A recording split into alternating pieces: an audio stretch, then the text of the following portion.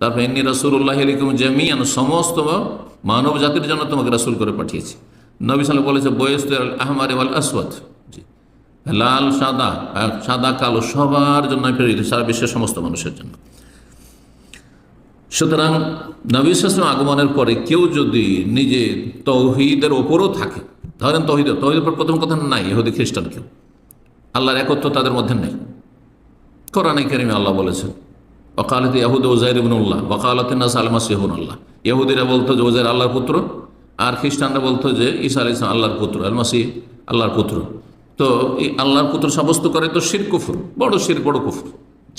সুতরাং এই আকীদাতে মুশরিক। আর এই তৌহিদের ওপর কেউ নেই প্রথম কথা। যদি তৌহিদের ওপর থাকে তো রিসালাত লা ইলাহা ইল্লাল্লাহ যদি ঠিক থাকে, আর মুহাম্মদুর রাসূলুল্লাহর কেউ সাক্ষ্য প্রদান না করে, বিশ্বাস না করে, বাস্তবায়ন না করে, সে কাফের, সে চিরস্থায়ী জাহান্নামী। কারণ কালেমাতে কয়টি অংশ রয়েছে? দুটি অংশ রয়েছে, দুটি শাহাদাত দিতে হবে, শাহাদাতাইন।